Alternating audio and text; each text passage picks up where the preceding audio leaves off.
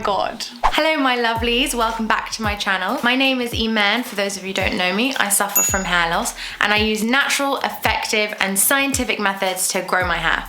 If you're interested about learning how to combat hair loss, make sure to subscribe and join this empowering community. In this video, we're going to be talking about Dermarollers, fake needles versus real needles, how to spot them, why one is better than the other. Let me first off begin by saying Dermarollering has been instrumental in helping me stimulate hair growth and combat my hair loss. The benefits of Dermarollering include stimulating blood flow, increasing collagen production, increasing the growth factors in your hair, helps cell renew, increases the absorption of topical treatments used, and is overall a great tool in your beauty regimen and even in scarring and reducing the appearance of pores in your skin. So this is my favorite tool, but you need to be careful and make sure you know what you're doing, how you're using it, and using the right Dermaroller. The needle length is just as important as the tool that you're using. Larger needle lengths, for example, will have different benefits than the smaller needle length. The 1.5 is best for hair loss,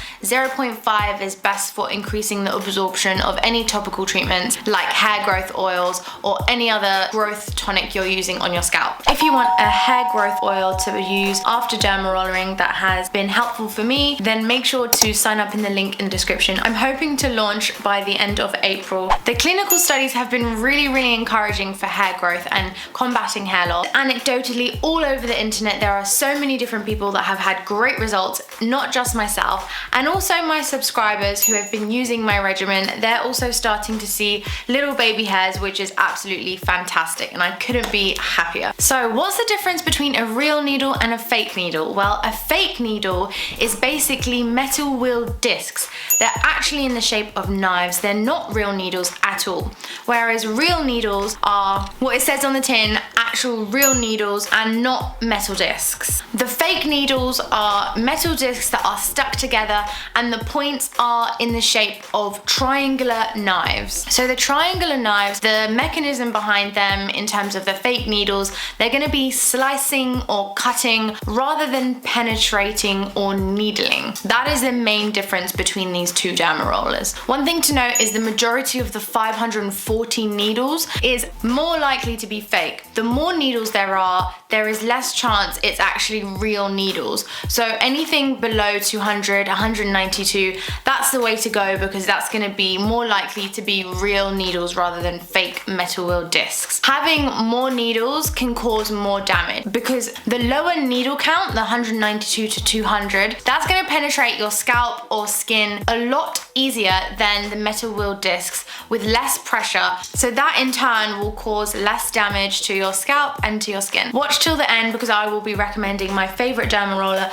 which are real needles, if you are struggling to spot the fake from the real. The most important thing that you guys need to know is that in all the clinical studies that have shown Dermarollering being an effective tool against hair loss has been used against the 200, 192 real needles. So that in itself is enough reason for you to drop that 540 Dermaroller and buy yourself a real needle Dermaroller. So why are these fake needles really bad for your scalp or for your skin?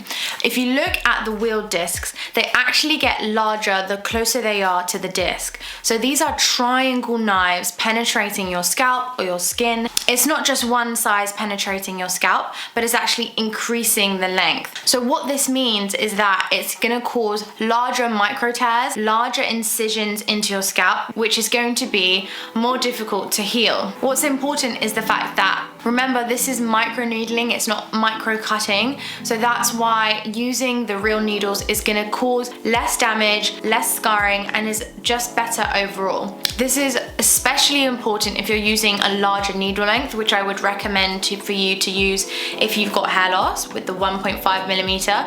But if you are using the fake needles with a 1.5 millimeter, that could cause more damage than good. So you want to be extra careful. Looking at the professionals, they don't use fake needles, they use the real needles. So why would you also use the fake ones? Please just be careful because it is an invasive procedure and you just want to make sure you're not causing more harm than good. I actually did an experiment on a banana. So this is the fake needles versus the real needles on the banana. I actually got the idea from a YouTuber that I saw, which I'll link in the description. Looking at the fake needles versus the real needles, you can see that there seems to be less damage on the skin of the banana. The tears are a lot larger on the fake needles, and if you look at the real needles, you can see that it's just going in the exact point of the needle where it enters the scalp, versus the fake needles where it seems to be scraping the top of the scalp, especially because it's that triangle cutting motion on the fake needles. Okay, so you want to get the real needles. How can you spot a fake needle versus a real needle? Well, I'm going to go and talk about that now. One of the big flags is the fact of the needle count. So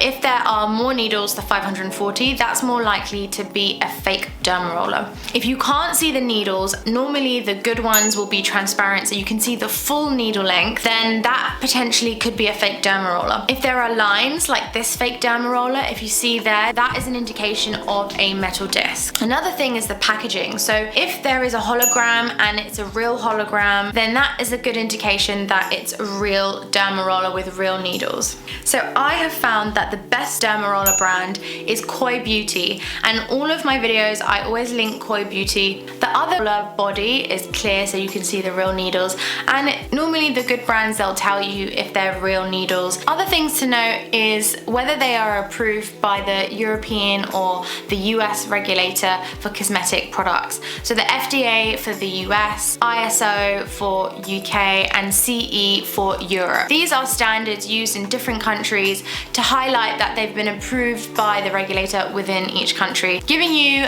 peace of mind that they've been regulated and tested and stability tested. Now you want to make sure that your Dermaroller doesn't go blunt, and if it does go blunt, you normally need to replace them every 3 to 4 months. But if your Dermaroller has come straight from the packet and you can see after a few uses that it's gone blunt, that's also an indication that potentially this Dermaroller is fake needles. The way I see it, you want to be super careful, especially when you're doing any of these invasive treatments. So looking into the right Dermaroller and doing a bit more research will help avoid any mistakes and accidents in causing any issues downstream. If you're interested in my journey and growth updates, then make sure to watch my How to Beat Hair Loss playlist. Just know that I read all of your comments, and I'm so grateful for every one of you who have supported me so far, and it would mean the world to me if you like this video, if you want to help me support my channel. Thank you so much, and I will see you in the next video. Peace!